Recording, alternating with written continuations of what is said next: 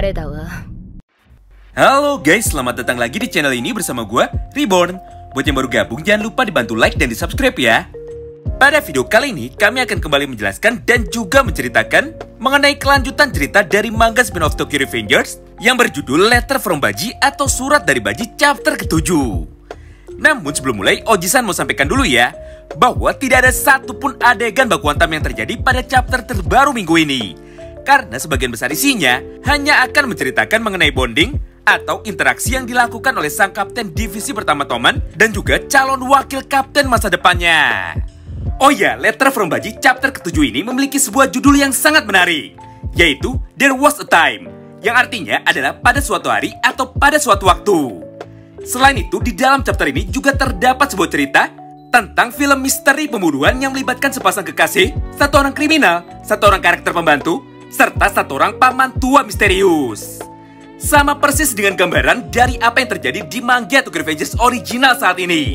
Tapi karena dialognya terlalu panjang, jadi bagian cerita tentang filmnya akan kami hilangkan ya. Karena tidak terlalu penting dan tidak terlalu berkaitan dengan fokus cerita dari Baji dan juga Chifuyu. Oleh karena itu, bagi kalian yang masih tertarik dengan semua pembahasan kami kali ini, kalian bisa simak terus ya video ini sampai habis. Manga Letter from Baji dibuka dengan kelanjutan cerita yang ada pada chapter minggu lalu, di mana pada halaman pertama ini terlihat Chifuyu Matsuno yang masih nampak sangat bahagia karena Baji akhirnya mau memberikan Chifuyu seragam geng Toman generasi pertama sebagai simbol bahwa saat ini Chifuyu sudah menjadi anggota resmi Toman. Saking bangganya, Chifuyu pun bahkan sampai membawa seragam ini ke sekolah dan memakainya ketika waktu jam istirahat untuk melatih pidatonya berkali-kali di atap sekolah ini.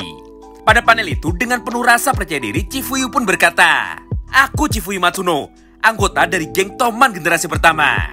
Mendengar semua ucapan dari Chifuyu yang tanpa henti terus mengulang-ulang semua kata-kata perkenalannya dengan menggunakan seragam Toman, Ryusei yang saat itu sedang tidur siang pun seketika terbangun.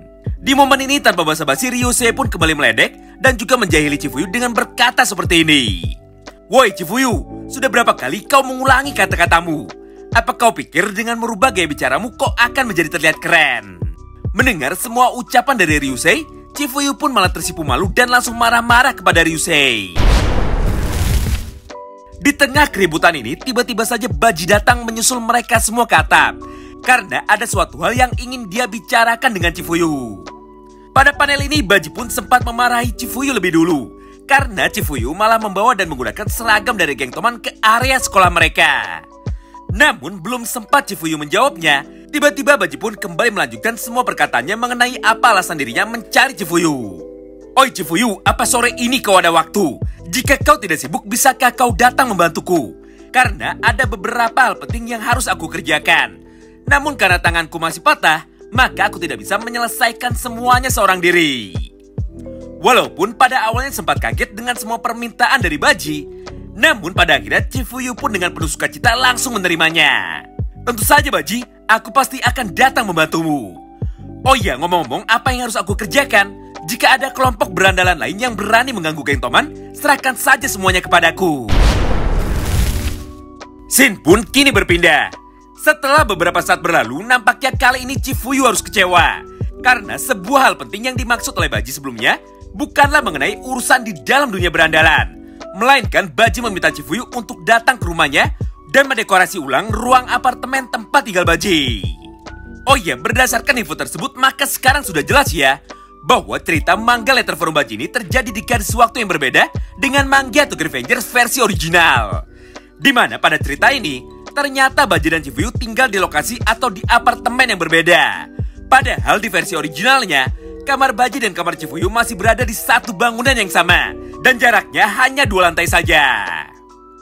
Pada panel selanjutnya terlihat Chifuyu yang mulai membantu Baji membawakan semua barang-barang besar yang ada di ruangan itu. Mulai dari lemari pakaian, kursi, meja, bahkan sampai dengan tumpukan buku-buku yang sudah tersusun rapi. Di momen ini Baji pun sekali lagi meminta maaf kepada Chifuyu karena saat ini tangannya belum sembuh. Akibatnya kali ini malah Chifuyu lah yang harus kerepotan membantunya. Mendengar semua ucapan Baji, Chifuyu pun malah tersenyum dan berkata kepada Baji, "Tenang saja Baji, selama aku bisa berguna dan selama aku bisa meringankan bebanmu, maka dengan senang hati aku pasti akan selalu membantumu dengan sekuat tenagaku." Semua rentetan kejadian ini pun terus berlangsung selama beberapa panel, di mana selain membantu mengangkat semua perabotan di rumah Baji, Chifuyu pun sesekali diminta pergi berbelanja ke Indomaret terdekat oleh ibunya Baji. Setelah selesai merapikan semua perabotan yang ada di ruang tamu, kini hanya tersisa satu lemari besar terakhir saja yang ada di kamar Baji. Oleh karena itu, untuk menyelesaikan pekerjaan ini, Chifuyu pun dengan cepat langsung mencoba mengangkatnya seorang diri dengan menggunakan kedua tangannya. Namun entah kenapa di momen ini tiba-tiba saja Chifuyu malah melamun dan kembali terfikirkan tentang sebuah hal yang sangat tidak wajar dengan berkata seperti ini. Hah? Aku baru ingat. Tadi siang kan ada Ryusei juga ya di atap sekolah. Tapi kenapa Baji hanya meminta tolong kepadaku? Dan kenapa hanya aku saja satu-satunya orang yang diajak ke rumah Baji? Apakah ada sesuatu yang masih dirahasiakan oleh mereka? Atau malah ada hal lain lagi yang belum aku ketahui tentang Ryusei Sato?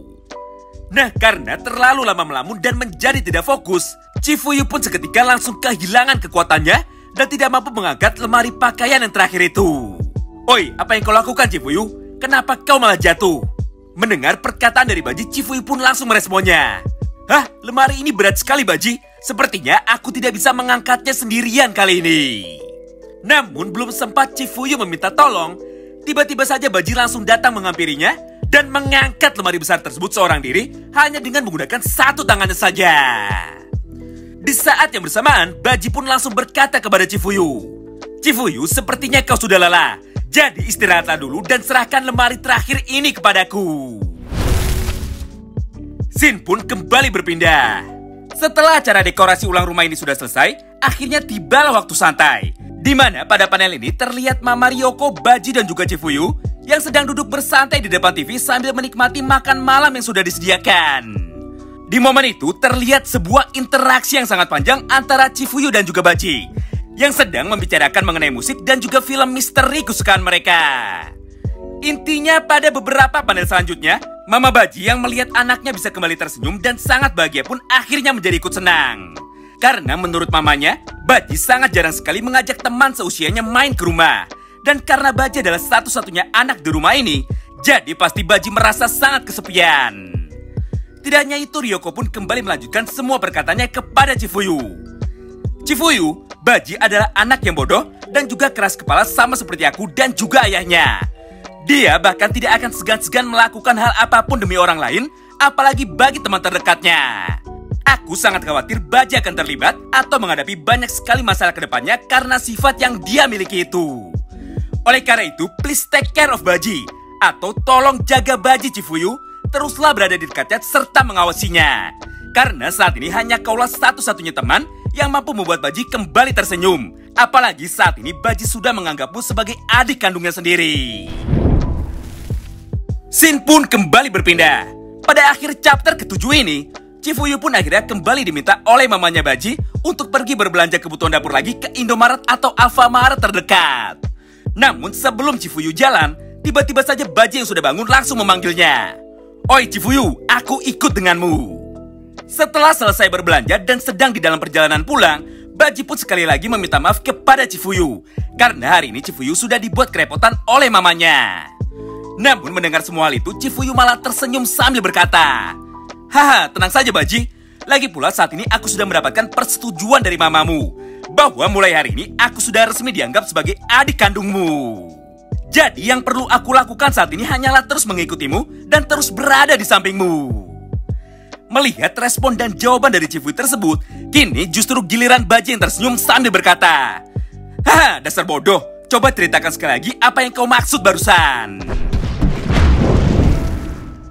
Dan dengan ini seluruh cerita dari manga spin-off Tokyo Revengers yang berjudul Letter from Baji chapter ke-7 pun akhirnya berakhir. Oh iya, berdasarkan semua isi cerita di atas sekarang sudah jelas ya. Hubungan Baji dan Chifuyu bukanlah berdasarkan cinta atau perasaan suka seperti seorang kekasih. Namun hubungan Chifuyu dan Baji adalah hubungan kasih sayang antara sesama saudara. Bahkan Chifuyu pun sudah menganggap Baji sebagai kakaknya dan Baji pun sudah menganggap Chifuyu sebagai adik kandungnya. Yap, sama persis dengan hubungan atau ikatan antara Maiki dan Draken, serta Mitsuya dan juga Hakai. Terima kasih banyak yang sudah simak video ini sampai habis ya. Sampai jumpa lagi di pembahasan selanjutnya pada hari Selasa besok. Salam baku hantam.